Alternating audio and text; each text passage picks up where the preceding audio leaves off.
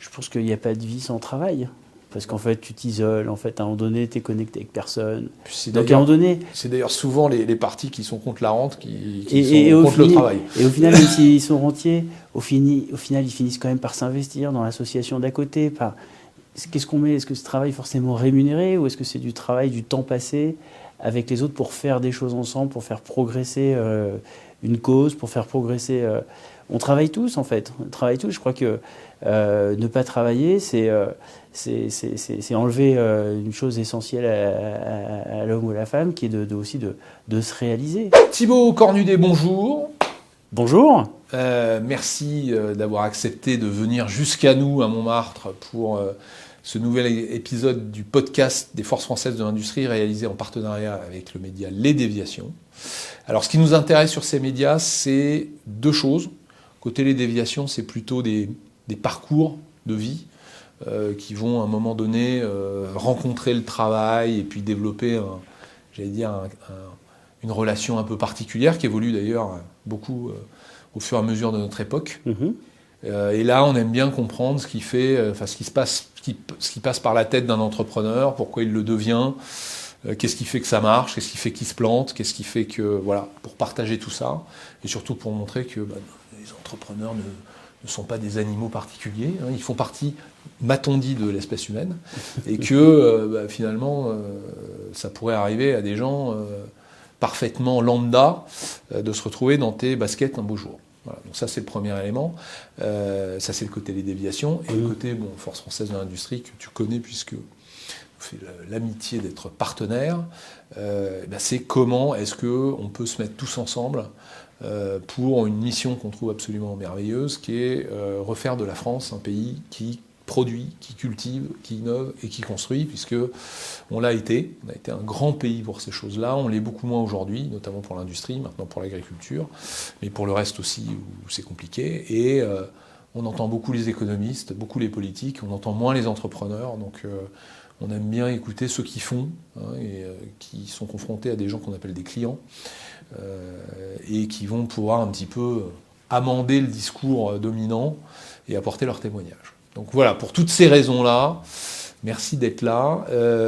Est-ce que tu peux commencer par te présenter? Alors pas forcément succinctement, ça peut prendre plus de temps, mais voilà, nous expliquer d'où tu viens, d'où tu parles, entre guillemets, qui tu es, pour qu'on puisse... on a tous des biais et des agendas dans notre tête, même quand c'est pas volontaire, mais en tout cas...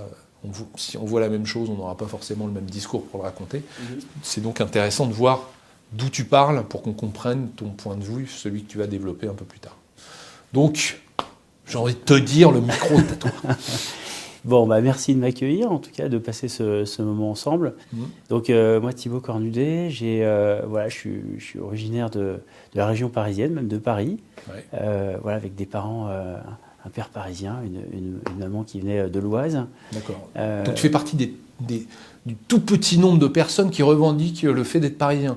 Parce que moi, je connais que des Parisiens qui disent qu'ils viennent d'ailleurs. Tout à fait. Mais toujours, chaque Parisien, à un moment donné, une extension en région, voire à l'étranger. Ouais. Et donc moi, je grandis en fait dans cet environnement avec aussi autour de moi des oncles, une famille entrepreneurs. Et puis avec aussi des histoires un peu plus classiques dans des grands groupes, avec une famille assez nombreuse et variée dans laquelle je suis pleinement immergé. Et en fait, moi, je forge mon parcours d'adolescent. Dans quel quartier d'ailleurs ?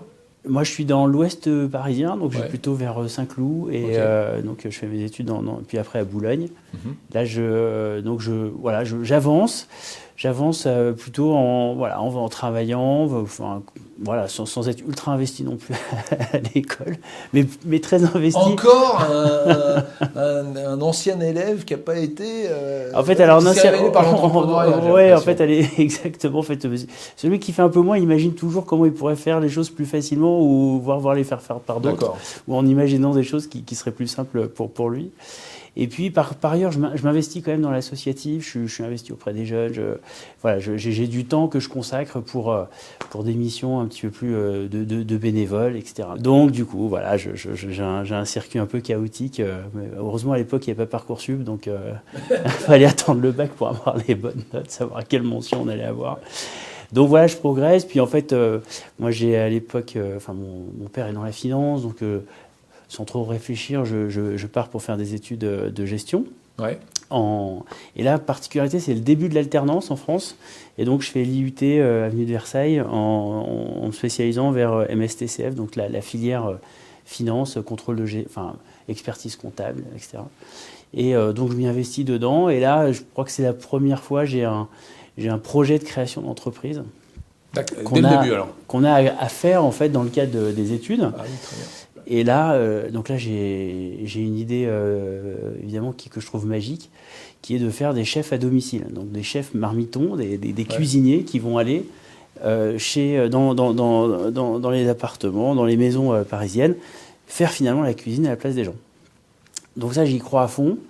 Je me vois déjà m'arrêter mes études, me lancer dedans. Bon, là, mon père me fait prendre conscience que ça serait peut-être bien que j'ai un CAP cuisine, parce que, évidemment, il y a quand même il y a de la technicité, il y a beaucoup de choses à apprendre.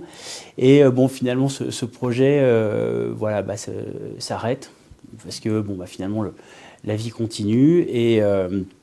Et puis, mais bon, en fait, quelques années après, en fait, je réalise que finalement, quand on voit tout ce qui s'est passé en France sur la cuisine à domicile et l'ampleur que ça a pris avec Masterchef, j'ai en avance. Ouais. En avance, j'étais pas forcément non plus complètement capé, mais l'idée était pas mal. Et en fait, ça c'est, après donc je fais mes études, je termine Bac plus 4, je pars en région, je rencontre mon épouse, on part vivre à Nantes. Ouais. Et là, je me suis lancé dans la vente de logiciels de gestion. D'accord. Donc commercialisation des logiciels Sage, qui est l'acteur majeur du marché. Et là, je vais à la rencontre des PME de région, donc sur tout l'Ouest, que ce soit de la Vendée jusqu'à Brest. Et là, je m'immerge dans nos régions et j'y découvre des PME, des ETI fabuleuses avec des histoires de vie de dirigeants, d'entreprises qui me touchent. En fait, humainement, je suis très, très... je me rends compte que c'est là où je vais pouvoir, où je vais pouvoir me réaliser. C'est là où je vais pouvoir, en tout cas, apporter des choses, parce que cette relation humaine qui est tellement importante dans les PME, les ETI. Entreprises de taille intermédiaire. Voilà, les entreprises de taille intermédiaire, c'est là où je pourrais pouvoir me révéler. Donc c'est ce qui se passe. Je construis ma petite famille, on a nos 2 premiers enfants. Là, je rejoins une autre entreprise qui s'appelle Prodware. Ouais. Toujours dans l'informatique, donc tout ce qui est logiciel de gestion et puis infrastructure, réseau, sécurité. Donc je m'immerge dans ce monde-là. Et au passage, à chaque fois, j'ai toujours un peu des idées d'entreprendre, que ça soit là où je suis ou des idées à côté pour entreprendre. Mais voilà, j'ai mes 2 enfants. Voilà, je poursuis mon chemin et j'ai pas encore la grande idée ou le projet qui m'anime tellement que je suis prêt à tout lâcher pour y aller. Donc voilà, et puis il s'avère que mon épouse change de métier, elle devient prof. D'accord. Et il s'avère qu'elle est nommée à Paris, donc on rentre à Paris, après avoir été immergé en région. Donc je tiens au passage à préciser que ça n'est pas tout le temps l'épouse qui suit l'époux, mais là c'est l'époux qui a suivi l'épouse. Exactement. Voilà, donc merci de rétablir un peu la parité. Parce que... Voilà, donc moi, exactement. Donc il s'avère qu'en plus le job que j'avais pris là où j'étais était un peu parisien et province, donc ça se goupillait bien, mais en tout cas, effectivement, je suis ma femme. Et là, en fait, je prends un job qui est... en fait, je monte un réseau de prescripteurs pour la société dans laquelle je suis. Donc, l'objectif, c'est de passer par des intermédiaires, comme des experts comptables ou autres, pour vendre nos solutions informatiques. Et là, on a notre 3e enfant, Lucie, qui arrive. Et là, je commence j'avais déjà commencé un petit peu à mûrir cette idée, mais c'était en région, d'avoir finalement, je me suis dit, mais d'un côté, j'ai un dirigeant, il faut qu'il prenne en charge l'informatique. Tu veux dire pour les PME? Pour les PME, il faut qu'il s'en occupe. C'est un sujet compliqué. Et de l'autre, j'ai des directeurs informatiques qui, en fait, tous les 3 ans, changent de poste parce que finalement, ils s'ennuient un peu quand il n'y a plus de projets dans les sociétés informatiques. Et en fait, je me dis, mais il y a quelque chose à inventer là qui s'appelle le temps partagé, en fait. Et donc, je mûris l'idée du DSI à temps partagé, du directeur informatique à temps partagé. Et puis, petite anecdote, en fait, c'était assez simple à expliquer parce que j'ai même été voir ma grand-mère et je lui dis, mais c'est quoi ton entreprise que tu vas lancer? Je lui dis, écoute, mamie, c'est simple, c'est un directeur informatique. C'est comme si tu avais quelqu'un qui vient un jour chez toi pour s'occuper de ton micro-ordinateur et puis le lendemain, il va voir ta voisine et il s'occupe de son informatique. Elle dit, ah, j'ai tout compris. Donc, en fait, un truc très simple, très pragmatique, qui parle à tout le monde. Et qui fait sens. Donc je mûris cette idée et puis je suis touché assez personnellement par le fait que mon père, en fait, qui a 55 ans à cette époque-là, j'en ai 34, en fait c'est en 2008-2009, on explique à tous ceux qui ont plus de 50 ans que globalement leur carrière, ils ont intérêt à s'accrocher à leur fauteuil parce que le jour où ils sont plus en poste, retrouver un boulot à 55 ans c'est hyper compliqué. Voire. Et là, on est à quelle époque là ? Là, on est en 2008-2009. C'est juste le moment de la crise des subprimes. Et là, il y a des charrettes entières. Des charrettes de cadres qui sont mis sur le côté de la société. Et ça, pour moi, c'est insupportable. En fait, ce n'est pas possible qu'une personne, malgré son âge, on puisse le mettre sur le banc de la société parce qu'elle a 55 ans. Voilà, c'est quelque chose. Et pourtant, c'est des personnes qui ont accumulé énormément d'expérience, qui ont à transmettre, qui peuvent apporter plein de choses. Et cette richesse-là, en France, on se dit, en tout cas dans le monde, à cette époque-là, on se dit, ils sont trop chers, il vaut mieux prendre des gens de 25 ans, ils font le même job, et les autres, on les laisse sur le carreau. Donc, voilà, cette notion de DSI à temps partagé, qui a entre 45 et 60 ans, là, je suis touché par ce sujet personnel. Je me dis, je ne vois pas d'offre qui existe comme celle-là. Je me dis, c'est le moment de le faire. Donc là, il s'avère que là où j'étais, je vais voir mon collègue Jean-Marc, qui avait 13 ans de plus que moi. Et je lui dis, écoute, voilà, moi j'aimerais qu'on lance ce projet. Qu'est-ce que t'en penses ? Et il me dit, banco, on y va. Et donc on a commencé le 10 septembre 2009. Ouais. On dépose les statuts de la première activité du groupe Référence, qui est Référence DSI, qui était l'activité donc de directeur informatique à temps partagé. D'accord. Et ça, côté familial, tout le monde dit vas-y. Et là, en fait, c'est vrai que j'ai donc mon épouse qui me dit vas-y. Ouais. Et là, je suis content, en fait. C'est vrai que l'État a mis à disposition un dispositif qui s'appelle l'ACRE, donc qui est l'aide à la création retour à l'emploi, dont je bénéficie. Donc pendant 1 an et demi, j'ai pu finalement, l'État c'était un bon investissement, ce qu'il a fait avec moi, l'État fait quand même des bonnes choses. Et donc quelques années après, quand on voit l'ensemble des impôts, de la richesse que je crée et la partie que je reverse à l'État, je pense que c'était le meilleur placement du monde. Donc c'est des bons dispositifs, j'y reviendrai. Mais il y a des bons dispositifs en France, il y a des bonnes choses. Et donc du coup, ça me permet de me lancer.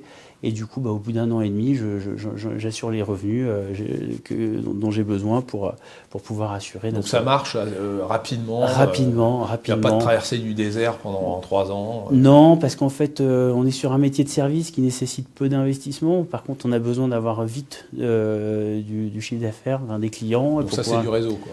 Voilà, donc en fait, le réseau que j'avais un petit peu mis en place, je le redéploie pour vendre cette partie-là. Et donc ça marche, en fait, ça marche très bien, parce que la première année, on fait 800 000 euros de chiffre d'affaires, la deuxième, 1,6 million. Donc on a trouvé notre créneau, on est à 2 avec mon associé qui est plutôt, lui, profil plutôt ingénieur, marketing des services, capable d'assurer des missions de directeur informatique, et puis moi qui développe, qui vais trouver des clients, qui vais trouver des ressources, etc. Donc voilà, on se lance, et dans ce lancement, on voit tout de suite la notion de service. La notion de service, c'est-à-dire qu'en fait, on ne délègue pas uniquement une ressource chez un client, mais en fait, on veut créer un collectif avec ces ressources. Et là, on s'appuie sur le modèle du rugby avec une association que j'ai le plaisir de présider aujourd'hui qui s'appelle Large. Et donc, comment on transpose en fait le monde du rugby à la vie d'entreprise. Et donc là, on crée tout de suite une équipe, on crée tout de suite notre équipe de rugby, de directeurs informatiques. Et là, on se passe les ballons, quand on a une question, on s'appelle, etc. Et là, l'humain, en fait, sans le savoir, on redéfinit un peu ce que peut être le travail à temps partagé, avec beaucoup de choses qu'on innove là-dessus. Et là, en fait, c'est un peu un puits sans fond, quoi. C'est-à-dire que là, on se rend compte qu'il y a plein de choses à inventer, que finalement, en France, où on a voulu, finalement, dès qu'on commence à mettre les gens dans une case, leur dire tu vas faire tous les jours la même chose, en fait finalement on dénature un peu l'homme en fait, parce que si l'homme devient un robot finalement, il perd du sens dans ce qu'il fait. Ouais, on se rend compte que dans les... qu'en ce moment les robots ils savent voilà. bientôt mieux faire que les hommes. Exactement. Dans les grands groupes, on voit plein de personnes qui sont...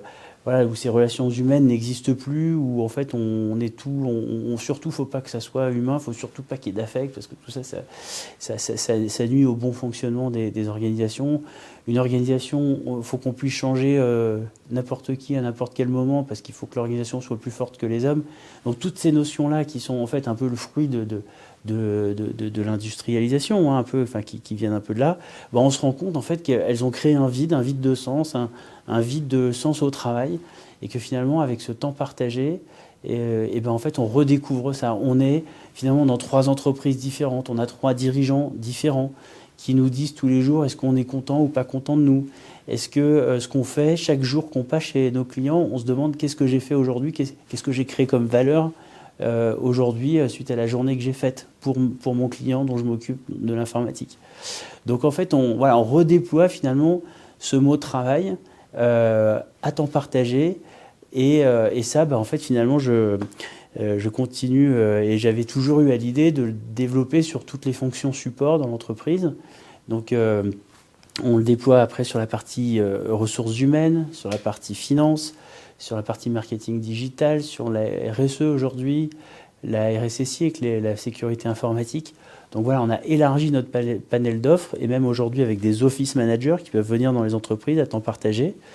Et aujourd'hui, on est plus de 230. On a des jeunes qui travaillent de 25 à 30 ans. Et c'est des employés, toi ? Qui sont, une grande partie est salariée de l'entreprise. Donc aujourd'hui, on a des jeunes de 25 à 30 ans qui assurent des jobs d'office manager à temps partagé et qui s'éclatent.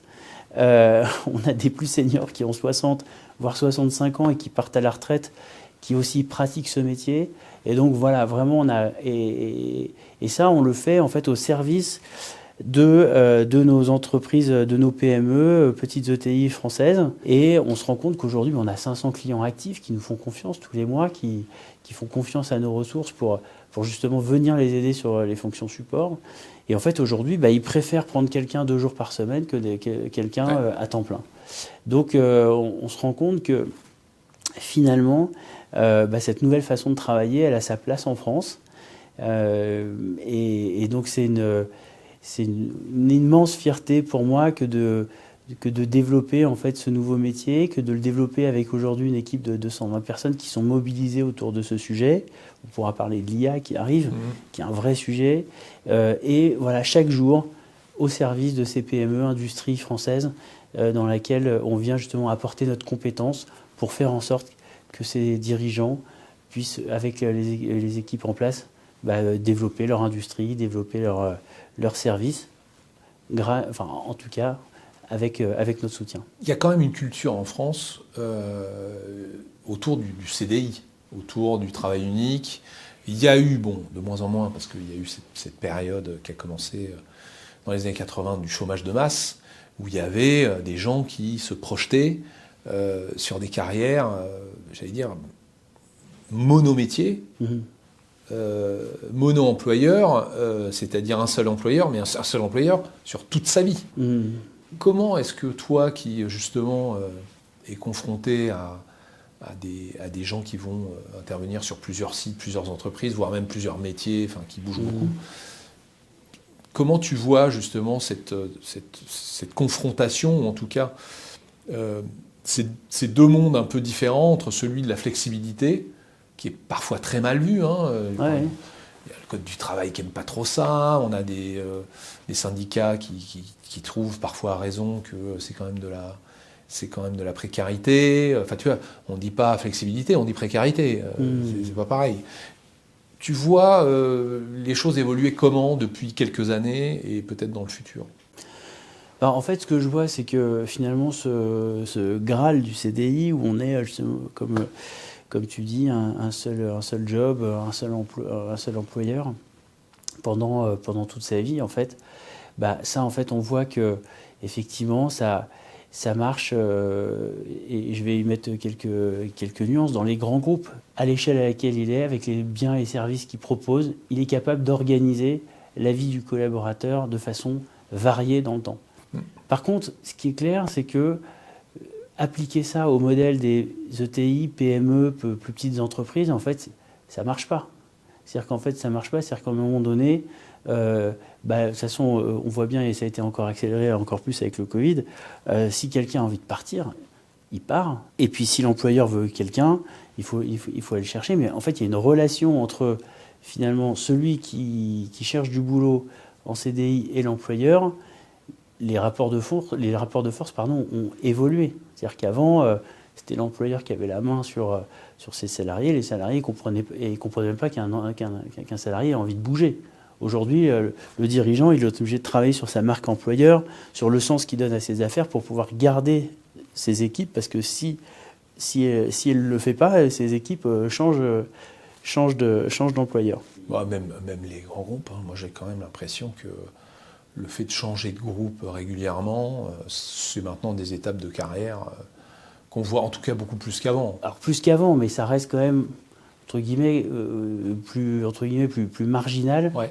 Que ce qu'on vit dans les PME ETI, où là, pour le coup, ça change tous les 10 ans. Enfin, celui qui reste plus de 10 ans dans la même fonction, dans la même boîte, honnêtement, dans une PME ETI, ça n'existe plus, quasiment plus. Ouais. En fait, soit il change d'entreprise, soit il change de poste.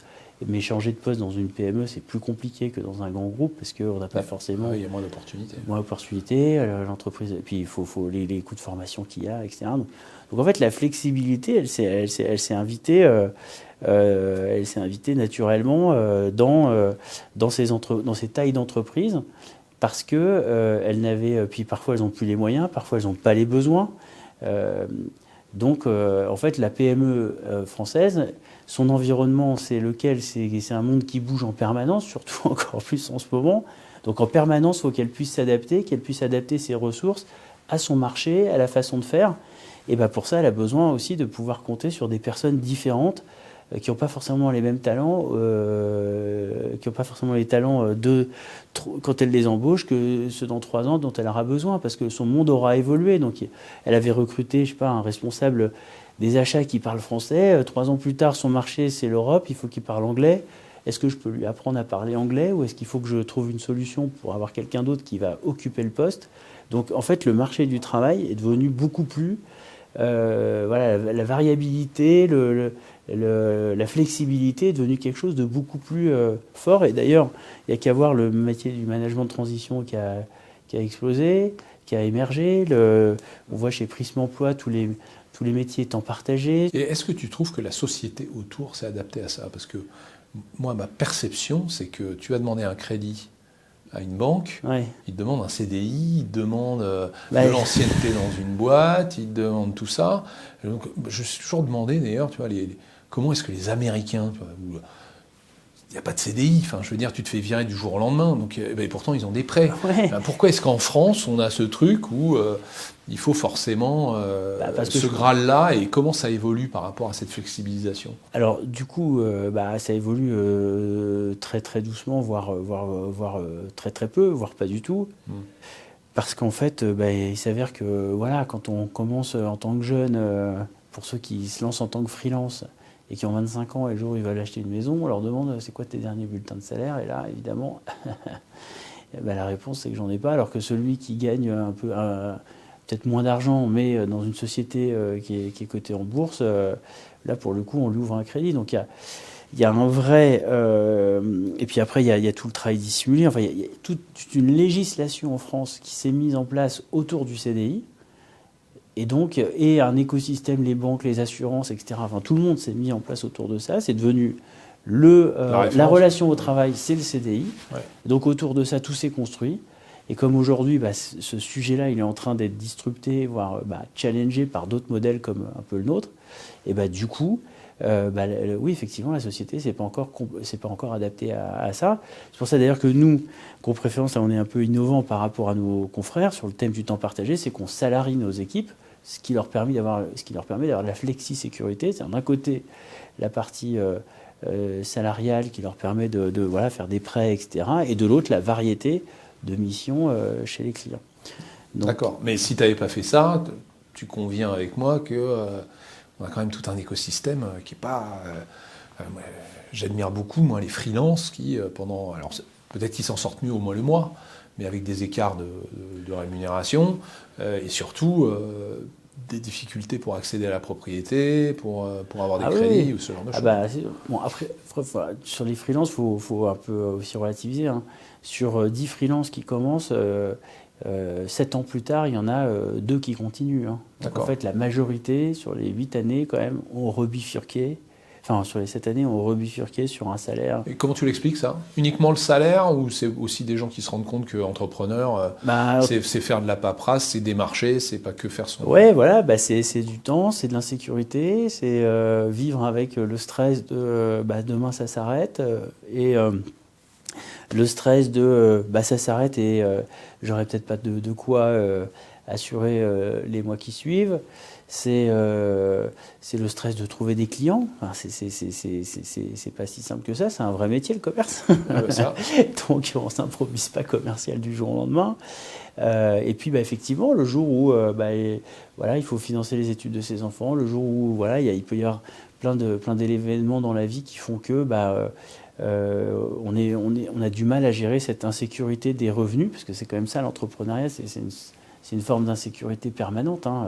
Je crois qu'il faut aussi sortir du fait que tout le monde n'est pas fait non plus pour être entrepreneur, avec tous les risques que ça comporte, les enjeux que ça comporte. En tout cas en France ou dans nos pays, c'est une notion qui est peu développée. C'est-à-dire que quand on est à l'école, où à chaque fois on vous dirige vers un environnement sécuritaire dans lequel vous allez être stable, dans lequel... Ouais, tu penses que c'est culturel, ça? C'est parce que dès l'école, en France, on insiste là-dessus? Oui. On est culturellement... je pense que il y a encore quelques années, là on voit que ça change, parce que même pour nos jeunes, c'est plus compliqué de trouver des stages aujourd'hui, de trouver du boulot. L'environnement macroéconomique est beaucoup plus dur. Donc on apprend tous un peu à gérer cette insécurité du lendemain. Mais à la sortie de la guerre jusqu'à il y a encore 10 ans, c'était beaucoup moins fragile que ça ne l'est aujourd'hui. Donc de passer d'un mode à l'autre, c'est plus difficile. Et donc je pense qu'il ne faut pas non plus... l'entrepreneuriat, c'est beau, mais en tout cas, en France, pour être entrepreneur, c'est un exercice qui est un peu différent que certainement d'être aux États-Unis entrepreneur. En tout cas, dans notre environnement français, c'est un bon challenge, quoi. Ouais, d'accord. Ouais, donc c'est pas demain, même si on sent effectivement une flexibilisation, en tout cas de plus en plus de gens qui deviennent, comme tu l'as dit, temps partagé, freelance ou je ne sais quoi. Certes, il y a une tendance, mais il y a une tendance à laisser, mais il y a aussi beaucoup de gens qui reviennent après l'avoir testé à des choses qui sont, on va dire, plus standards. Donc le salariat n'est pas mort du tout. Non, je pense qu'en plus il a pour autant des bonnes choses. Je pense que quand il est bien fait, bien pratiqué, on le voit. Hein, notamment, il y a des régions comme en Vendée où il y a moins de 5% de chômage, et on a des gens très heureux et qui sont fidèles à leur entreprise, qui peuvent un peu changer, mais parce que aussi on a un management qui s'est mis en place avec ça, qui marche bien, qui est respectueux de l'individu, qui permet d'avoir aussi une relation qui est aussi un peu organisée. C'est bien aussi qu'il y a un moment donné, il y ait des repères dans une relation au travail entre un salarié et le dirigeant de l'entreprise. C'est bien que moi, je pense que c'est une bonne chose. Par contre, attention, ce n'est pas que la seule façon de travailler à temps plein. Et tu sens, tu parlais de la Vendée. Oui. Vendée qui est vraiment une terre de PME et de TI. Ouais. C'est assez fascinant ce qui s'est passé. Hein, parce que la Vendée, c'était un territoire très agricole jusqu'au lendemain de la Deuxième Guerre mondiale. Donc, la Vendée s'est industrialisée, j'allais dire, presque au même moment où la France a commencé à se désindustrialiser. Enfin, j'exagère, parce que c'était déjà industrialisé au moment de la désindustrialisation. Mais il y a quand même, ce qui démontre qu'il y a des cultures locales à, on va dire, température et pression équivalentes en matière de fiscalité et de réglementation. On voit qu'il y a j'allais dire, des régions qui émergent et d'autres qui s'affaissent. Est-ce que tu sens des cultures locales, ou en tout cas des endroits où la capacité à intégrer comme ça plus facilement des gens qui viennent à temps partagé, ou qui ont d'ailleurs des modes de management qui ont évolué, tu vois des différences notables d'une région à l'autre ou pas? Alors, d'une région à l'autre, pas forcément. Ce que je vois de notable, c'est qu'il y a des régions qui, en tout cas les entrepreneurs, ont une vision du temps long. Alors, donc là, c'est entreprise familiale. C'est notamment. vraiment, voilà. Et je pense que ça, particulièrement, par exemple, on parle de la Vendée. Ah bah, oui. Mais la gestion du capital, c'est la gestion du temps long, avec cette notion de transmission, avec au niveau familial, ou en tout cas de permettre à des managers d'avoir le contrôle du capital. C'est vraiment quelque chose de très très important. Ça guide les choix d'aujourd'hui et demain dans une entreprise. Donc en fait, quand vous avez une vision à 100 ans versus une vision à 5 ans, vous ne faites pas du tout... et vous ne faites pas les mêmes choix sur le capital que... c'est pas du tout tous les mêmes. Donc si vous êtes à 5 ans et que vous avez envie de valoriser votre entreprise pour sortir dans 5 ans pour la vendre et toucher de l'argent, vous n'allez pas du tout faire les mêmes choix que si vous êtes là pour 100 ans, parce que si vous êtes là pour 100 ans, vous allez continuer aussi à investir, vous allez même être capable parfois de moins gagner d'argent pour pouvoir être là encore plus longtemps. Donc, et ça, tu penses, ça a une influence forte sur le management? Énorme. C'est vraiment quelque chose de, je pense, qui différencie fondamentalement les entreprises les unes des autres, entre la gouvernance du capital et la vision du temps long versus la gestion du capital et le temps court. Donc ça, profondément, ça fait faire des choix opérationnels qui sont différents. Et donc, du coup, finalement, quand on est dans les deux cas, nous, finalement, groupe préférence, le temps partagé, alors si on veut faire avec une vision capitalistique à 4 ans, si je prends quelqu'un à temps partagé, dans 4 ans, de toute façon, je serai peut-être racheté par une autre boîte, donc peut-être que le directeur financier sera remplacé par celui qui rachète la boîte, donc finalement, j'en aurai plus besoin. Et par contre, quand je suis dans le temps long, je me dis, tiens, pendant 2 ans, je vais prendre quelqu'un à temps partagé, le temps que justement je reprenne du souffle, que j'ai à nouveau un peu plus d'argent pour peut-être avoir quelqu'un demain qui soit là à temps plein, parce que l'entreprise a décollé et fait que sur le poste en question, il y a besoin de quelqu'un à temps plein. Et justement, est-ce que tu as noté que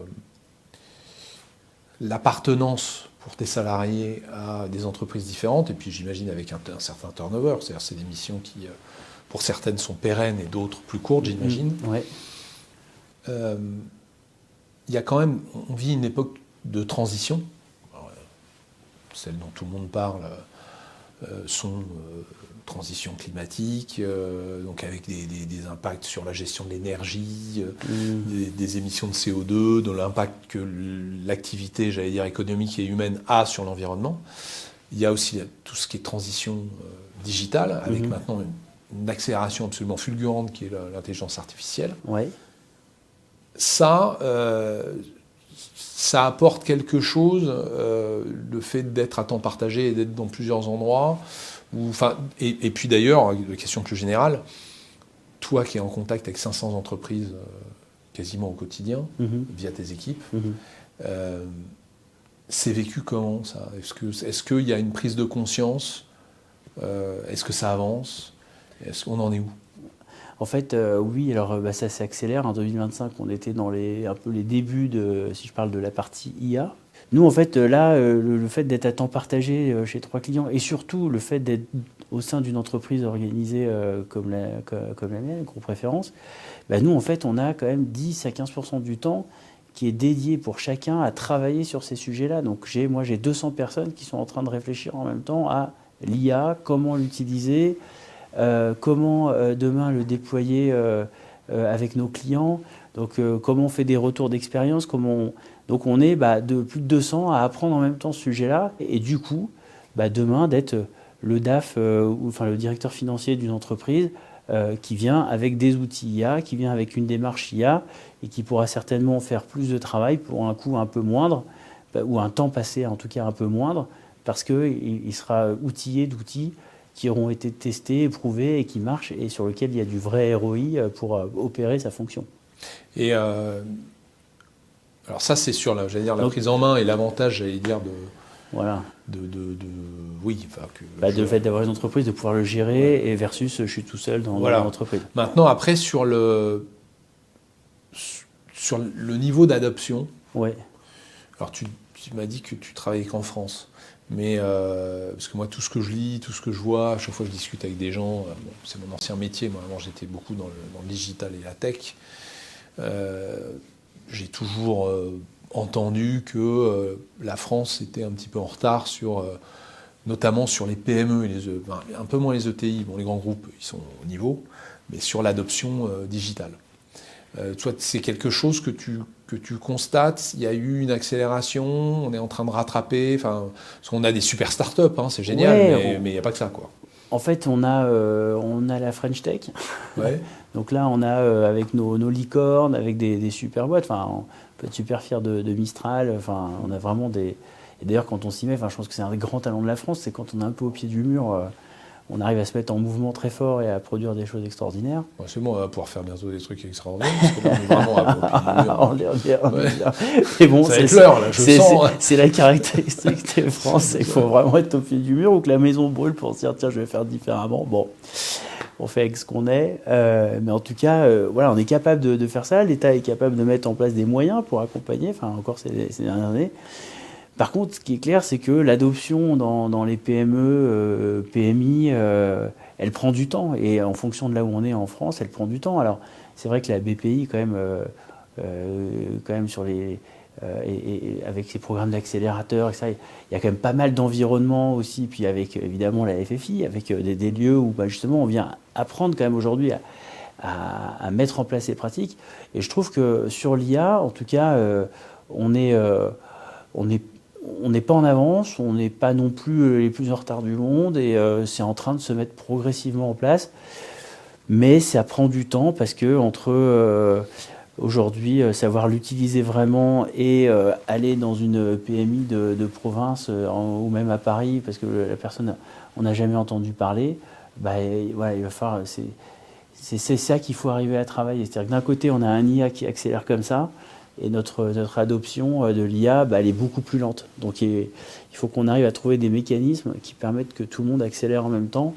Et ça, c'est un vrai défi, je pense qu'on a. Et en tout cas, des entrepreneurs comme d'autres autour de moi et qui sont aussi à soutenir comment intégrer l'IA dans les entreprises. C'est un vrai défi aussi pour nous de pouvoir la porter demain dans les entreprises pour qu'eux-mêmes soient encore plus performantes et l'adoptent encore plus facilement, quoi.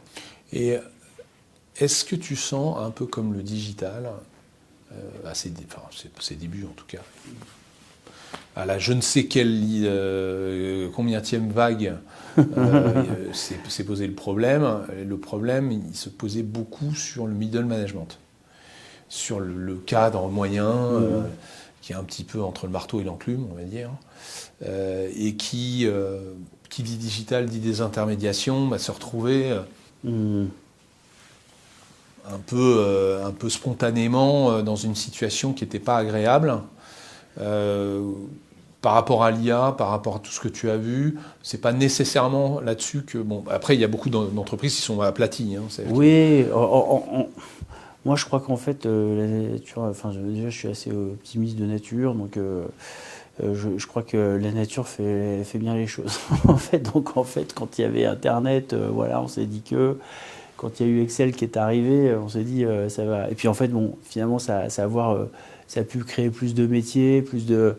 en fait, notre défi, là, c'est de nous réinventer. C'est-à-dire que l'industriel, il doit se réinventer parce que demain, il a des robots qui vont faire des tâches qui aujourd'hui sont faites par des hommes. Moi, dans le monde des services, demain, je peux avoir des agents IA qui répondent à mes clients quand ils me posent des questions. On doit tous évoluer avec. Donc, je crois qu'il faut le prendre comme ça. C'est comme une opportunité de travailler différemment demain avec cette IA.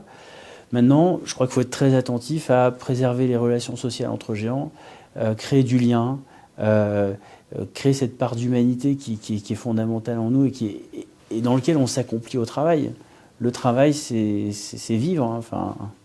Ah bah c'est une bonne partie de la vie, oui. Ouais, même je crois qu'on pourrait peut-être se dire qu'on travaille toute sa vie. Et c'est pas une mauvaise chose, c'est une bonne chose que de travailler toute sa vie. Donc je crois qu'il faut vraiment qu'on apprenne à vivre avec, tout en faisant attention à comment on s'en sert, tout en se faisant attention aussi à préserver ses relations humaines, à faire en sorte que on ne soit pas dans un monde digitalisé où finalement demain on rencontre des IA sur Internet et on fait du speed dating ou du Tinder sur Internet Tinder avec une IA, c'est formidable. Voilà. Le rêve. Non mais on voit des articles comme ça. Ben ouais, je sais qu'il y a des gens qui tombent amoureux de leur IA. C'est fou ça. Donc pour moi, je crois qu'il y a un gros enjeu qui est surtout de préserver les relations humaines. Honnêtement, il y a plein de belles choses qui existent aussi en France, dont on ne parle pas. Moi, c'est vrai que...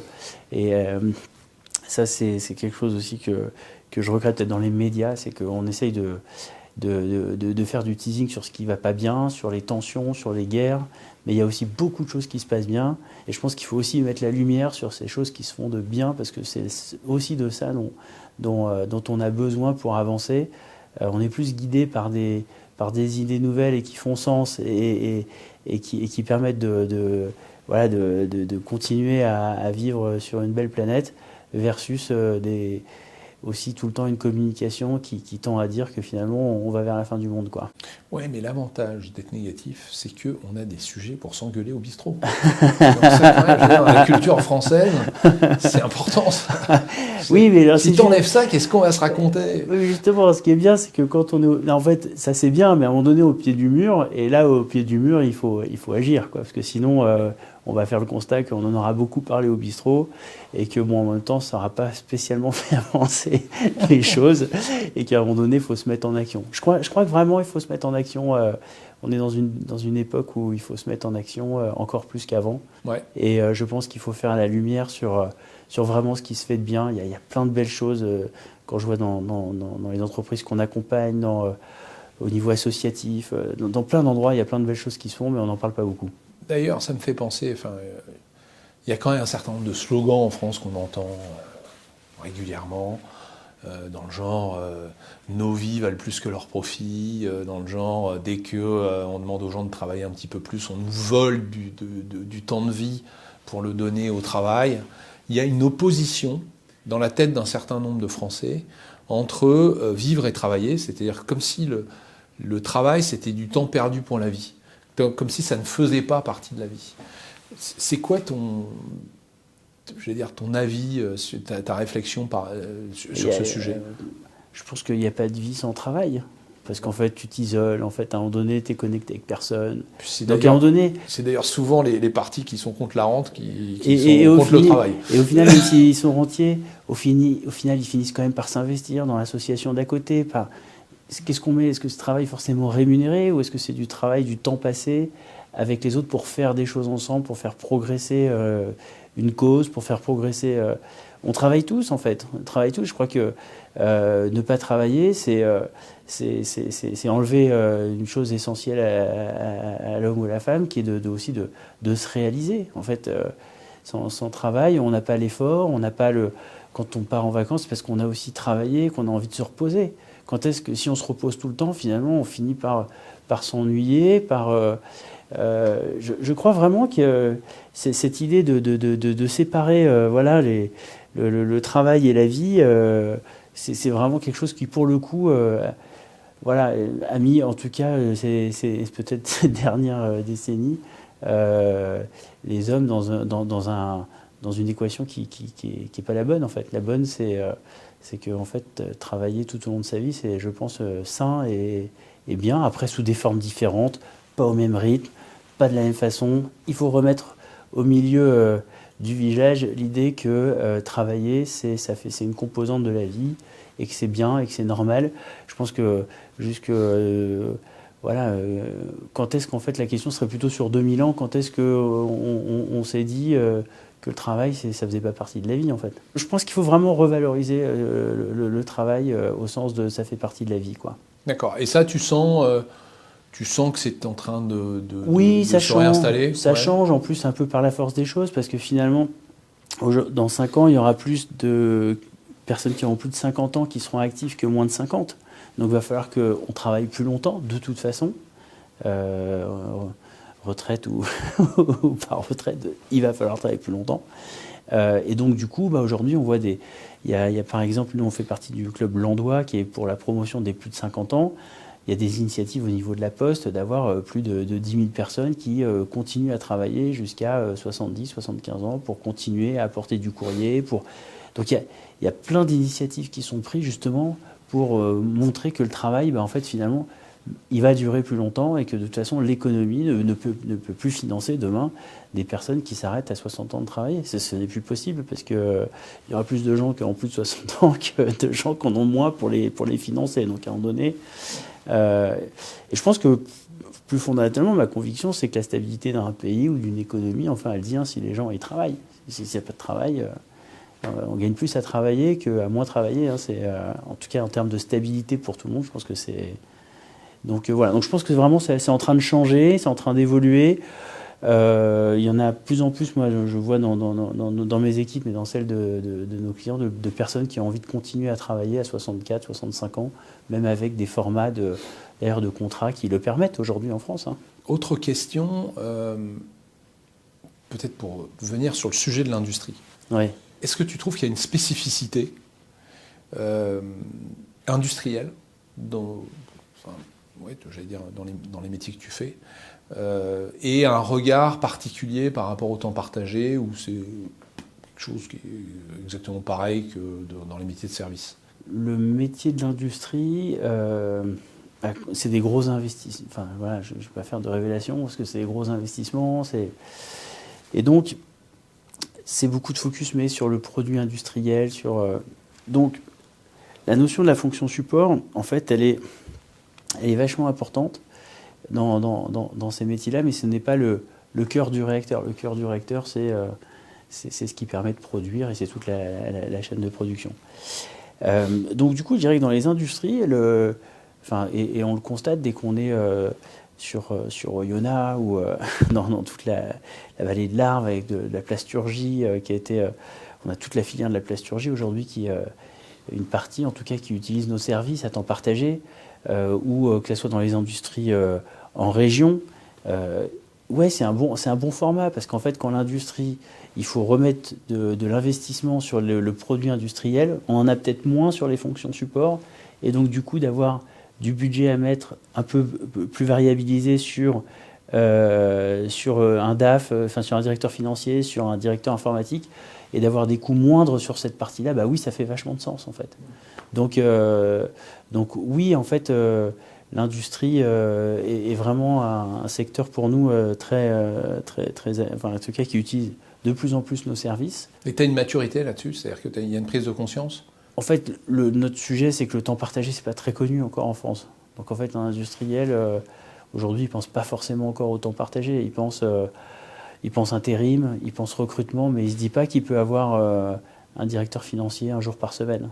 Oui, et puis dans une période où c'est quand même compliqué pour eux. Voilà, donc c'est compliqué. Déjà, ils se posent des questions sur est-ce qu'ils vont garder tout le monde, etc. Du coup, s'ils peuvent déjà alléger un peu leur charge sur la partie masse salariale, sur la partie fonction support, c'est déjà une économie qui permet peut-être de garder 1-2 emplois ou une machine ou quelque chose qui leur permet de tenir le temps que ça redémarre. Et c'est quoi ton avis justement en ce moment sur le contexte? Enfin, tes clients, ça va ou pas? Alors je crois que ça va. Alors ça va. Disons que ils sont. Je pense qu'ils ont tous appris depuis le Covid avait été un vrai coup de frein, mais presque un peu extrême, et puis c'est reparti. Par contre, ce qui est clair, c'est que depuis 2 ans, ils apprennent à vivre dans un monde où en permanence on a une crise, qu'elle soit externe au Proche-Orient, qu'elle soit en Ukraine, qu'elle soit peut-être demain, avec un climat politique en France qui est instable. Cette instabilité, ces crises, il vit dedans. Donc, en fait, il est un peu plus, je pense un peu plus stressé, un peu plus. En tout cas, il a une pression plus forte parce que lui, son job, c'est aussi de justement faire les bons choix pour rester le bon pilote dans ces moments un peu instables. Donc, je crois que cette instabilité, elle va perdurer. Je pense que ce qu'on a connu je pense qu'il faut se dire que ça sera différent. Voilà. Donc, ce qui existait il y a 20 ans, est-ce que dans 20 ans, ça sera la même chose ? Je ne pense pas, ça sera différent. De toute façon, je crois que quand on prend à l'échelle d'un pays, il y a des cycles. Bon, on a eu un cycle de stabilité après-guerre qui a été très long. Aujourd'hui, on rentre dans un autre cycle. Il va falloir apprendre à vivre avec. Donc voilà, donc à nous et aux PME, aux PMI et à toutes les entreprises de rester résilientes dans ces moments-là, d'apprendre à gérer avec cette arrivée de l'IA, mais tout ça va aussi générer des opportunités, va aussi générer des nouvelles choses. Donc, soyons attentifs dessus. Je crois que ça remet encore plus au centre le job de dirigeant, les jobs de manager, parce que on est là pour justement aussi prendre les bonnes décisions, faire en sorte que nos équipes soient toujours là demain, toujours, en tout cas, le plus épanoui possible, et plus, en tout cas, avec une offre et des services ou un produit qu'on livre qui soit toujours... qui permettent d'aller le vendre à des clients qui en ont besoin. Donc c'est finalement quand on crée une entreprise, on fait tout ça avec beaucoup d'incertitudes. Là, on est des créateurs d'entreprise. En tout cas, il va falloir qu'on s'adapte dans des environnements et on ne peut pas se dire que se reposer sur nos lauriers de ce qu'on a fait il y a 6 mois. Quoi. Tu disais tout à l'heure que il y avait une évolution permanente des métiers, que c'était en train de s'emballer, donc avec l'arrivée de l'intelligence artificielle, de la robotique, il y a tout un tas de métiers techniques qui vont disparaître. Enfin, en tout cas, tels qu'ils sont aujourd'hui, n'existeront plus dans quelques mois, dans quelques jours. On a peut-être déjà qu'on disparu, là, au moment où on se parle, bim. Est-ce que c'est pas enfin l'avènement dont on nous parle depuis des années, probablement d'ailleurs un peu trop en avance de phase, je pense, des soft skills, de toutes ces, de tous ces savoir-faire, enfin pas savoir-faire, mais savoir-être, de tous ces trucs où on en a fait des tartes molles, nous on a reçu des coachs en plein de choses qui nous ont raconté tout un tas de trucs qui venaient de lire. Voilà. Est-ce que c'est le moment tu parlais d'humanité qui revenait, de refaire du lien, tout ça. Comment tu le perçois, tout ça ? Je pense que c'est tellement important, en fait. Ce manque aujourd'hui, ou en tout cas ce risque de plus de relations sociales, j'entends one-to-one, se voir, passer un moment avec l'autre, pas derrière un écran, mais en vrai, ça cause des troubles dans notre société qui sont vraiment très très forts. Donc, je pense qu'il faut, en tout cas, il faut vraiment être attentif à ça, qu'il faut le cultiver. Et donc, pour le cultiver, pour finalement passer ces bons moments d'écoute, de se sentir humain, quoi, après tout, effectivement, ces soft skills, ils sont hyper importants. Et comment on les développe, justement ? Parce que j'ai pas l'impression qu'on ait un enseignement en France qui a été intellectuel et technique, mais entre les deux, c'est-à-dire... savoir-être, c'est pas que réciter un truc qu'on a lu, et c'est pas non plus faire uniquement. Donc ça, c'est pas nécessairement au programme. Déjà, c'est le valoriser. Ouais. Déjà, je pense que tu vois, c'est dans les entreprises, ne serait-ce que valoriser une attitude sympa, mais aussi quand quelqu'un va moins bien, savoir aussi la prendre en compte, tu vois, sans tout de suite se dire la personne, elle a râlé, ça y est, c'est fini. La personne, peut-être c'est une mauvaise nouvelle le matin, elle est arrivée au boulot, elle est moins bien. Du coup, ce jour-là, elle est moins bien, ou il est moins bien. Et le lendemain, ça va mieux. En fait, être à l'écoute des uns des autres, je pense que c'est vraiment quelque chose d'hyper important et sur lequel il faut arriver à encore mieux le gérer entre nous, parce que finalement, on se voit peut-être moins. Quand on passe du temps ensemble, finalement, c'est du temps où on va échanger des infos peut-être plus personnelles, des infos où on va vouloir travailler ensemble sur des sujets. Et pourquoi on est l'un à côté de l'autre ? Parce que certainement, on est peut-être plus productif, plus créatif en étant l'un à côté de l'autre. Donc je crois que ces soft skills, il faut arriver à les... En tout cas, il faut peut-être apprendre à mieux... Qui dit soft skills dit apprendre à mieux se connaître, mieux assumer qui on est, peut-être parfois on progresse dans sa vie avec la maturité, avec tout ce qu'on a pu vivre en tant qu'enfant, etc. Voilà, apprendre à mieux à vivre avec ça, mieux être les uns avec les autres, en fait. Je crois que les soft skills, c'est aussi mieux être avec soi et mieux être les uns avec les autres quand on est dans la relation humaine. Et donc ça, je crois que c'est quelque chose qui est aussi vraiment très important. Est-ce que tu peux nous raconter des moments, on va dire, charnières de ton aventure entrepreneuriale, j'allais dire, que ça soit le déclic, que ça soit le moment où tu t'es dit putain j'en ai marre, j'ai tout arrêté, ou enfin des trucs quoi. Ouais, quand j'ai voulu créer, que je suis allé voir mon épouse et je lui ai dit voilà, là cette fois-ci je vais y aller quoi, Camille, je vais y aller, on va se lancer. Et puis là ce moment de complicité où elle me dit mais de toute façon voilà, c'est pas grave si dans 1 an et demi ça n'a pas marché, on fera autre chose, de toute façon tu t'en sortiras. En fait, voilà, de sentir la confiance des gens les plus proches de soi, c'était des grands moments. Le fait quand j'ai présenté le projet à mon ancien employeur qui m'a dit ok je suis d'accord mais tu me donnes 5% départ. Donc, des moments de confiance comme ça, moi ça m'a... ton ancien employeur en fait il avait pris 5% départ et après je lui ai racheté 5% départ. Donc on lui a racheté 5% de ses parts. Donc ça c'était des moments forts, tu vois. Ouais. Raconte-nous ça. Raconte-nous un peu l'entretien. Au moment où tu arrives, tu te dis j'ai préparé mon truc, je lui ai expliqué que je démissionne, le mec comment il va le prendre, il m'aime bien, il va être déçu. Enfin, raconte-nous ça. Ouais, j'étais dans une entreprise qui, en fait, voilà, sur lequel j'avais proposé ce projet de DSI à temps partagé. Et à l'époque, mon responsable me dit non, écoute, c'est pas le moment. Continue à faire ce que tu fais, quoi. Donc c'est ce que je fais, je continue à faire, mais par contre moi j'ai vraiment envie de créer. Et donc je dépendais pas hiérarchiquement de mon président, mais de mon DG. Et puis quand donc une fois que j'ai fait le projet, je me suis dit il y a 2 scénarios.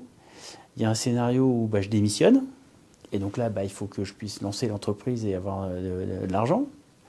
Donc j'avais trouvé un partenaire industriel avec qui on aurait pu commencer, etc. Il y a le plan où je pars et on fait une rupture conventionnelle avec l'ACRE, qui était le 2e scénario. Qui est un dispositif de retour à l'emploi par l'entrepreneuriat. Exactement, qui est un dispositif qui est très bien d'ailleurs quand il est bien. Il y a plein de dispositifs de l'État, quand ils sont utilisés à bon escient, ils sont top. Et après, c'est un peu compliqué de les trouver parfois. Mais il y en a 2500. Mais voilà, mais ils essayent d'y travailler quand même. Bon.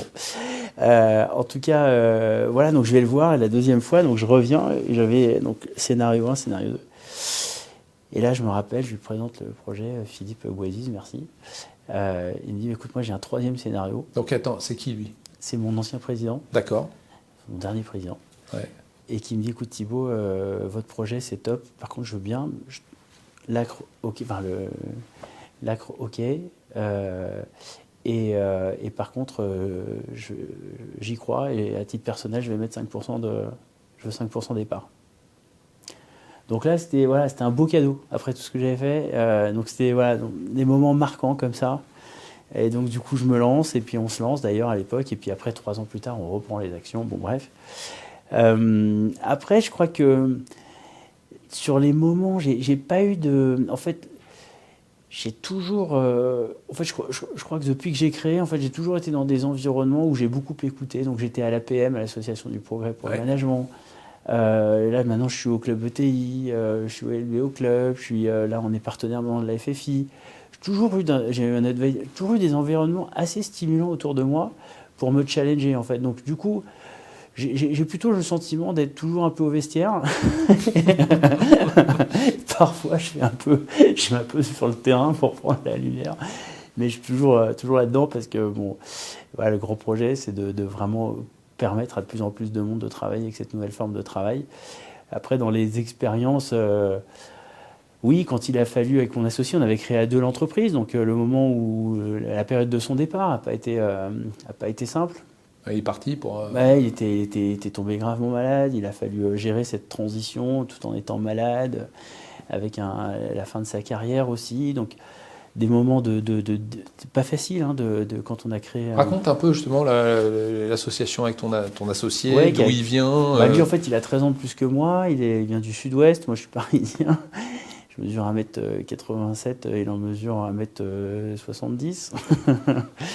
Et donc une belle rencontre, Et donc on était toujours avec ce décalage d'âge. Les rencontres dans quel cas? On était dans le même bureau chez Prodware, là on était. D'accord. Dans un petit bureau de 10 mètres carrés, donc on était en grande proximité. Et donc on s'est rencontrés là. Belle rencontre. Lui, il avait déjà été entrepreneur, du coup, réentreprendre avec moi, c'était aussi un bon pari. Et donc ça, c'était formidable pendant toutes ces années. Et puis après, il est sorti opérationnellement. Et puis aujourd'hui, je suis plus seul maître à bord. Mais c'était, en tout cas, Et il est tombé malade il a eu, je ne vais pas trop... Non, mais tu n'es pas obligé d'en par discrétion, mais vis-à-vis de lui. Mais en tout cas, il a fallu gérer cette période-là. C'est pas toujours facile de gérer ça. Et là, pareil, toujours la confiance de mes équipes aussi, qui dans ce moment-là, nous ont bien aidés à gérer ça, m'ont bien aidé aussi, comme j'étais celui qui allait prendre la suite, à bien m'aider dans cette transmission. Pour l'instant, je trouve que... en tout cas, je suis bien, je prends plaisir, ça se développe. Le jour où ça sera beaucoup plus gros, si ça l'est, on verra si je prends toujours autant de plaisir ou autre, et je me dirai est-ce que je suis toujours la bonne personne au bon endroit, et si c'est pas le cas, je ferai un pas de côté, quoi. Pour l'instant, ça va. Bon, jusqu'ici, tout va bien. Bah écoute, je suis avec toi, tu vois, je te raconte tout ça, et il y a encore plein de belles années devant nous, donc... Bon, très bien. Est-ce que tu vois autre chose à ajouter, un message que tu veux passer? Non, je crois qu'il faut vraiment se dire, s'il y a un message à peut-être, en tout cas à partager avec ceux qui nous écoutent. Je crois que vraiment le travail, je l'ai dit plusieurs fois dans notre podcast, mais je crois qu'il faut vraiment se dire que c'est un ingrédient vital et qui peut rendre heureux. Je crois qu'aujourd'hui, faut se dire qu'il y a d'autres formules de travail qui existent que le sacro-saint CDI temps plein dans lequel je vais occuper mon poste dans une entreprise, qu'il y a d'autres formats qui existent, et le temps partagé. Nous qu'on a appelé temps partagé augmenté est une super solution pour les entreprises et pour les gens pour venir nous rejoindre pour travailler autrement. Je crois que dans les difficultés qu'on rencontre aujourd'hui avec l'arrivée de l'IA, c'est en même temps plein d'opportunités. Et franchement, pour conclure, j'ai envie de dire, restons vivants, créons des moments pour se voir, pour que la vie soit belle et qu'on a envie de la faire grandir. Et qu'on a la chance d'être dans un pays qui a plein de ressources, qui en même temps qui est énervant parce qu'il se met il se met lui-même dans des difficultés qui sont bien trouvées quand même. On a un certain génie à nous créer. On a un certain génie. Donc donc soyons dans ce moment aussi de ce qui est devant nous, soyons à nouveau géniaux pour inventer, soyons géniaux pour aussi faire évoluer les choses dans notre pays, et qu'il y a plein de belles choses à faire. Je crois que c'est aussi en mettant de l'optimisme et qu'on arrivera à faire bouger les choses que juste râler sur tout ce qui ne va pas, quoi. Bon, merci pour ce message d'optimisme. Donc Thibaut, merci, et puis à bientôt dans les événements des Forces françaises de l'industrie, en tout cas. Avec plaisir. Tu pourras nous expliquer, essayer de donner la banane à toutes les personnes qui s'inquiètent, et il y en a. Merci pour tout ça.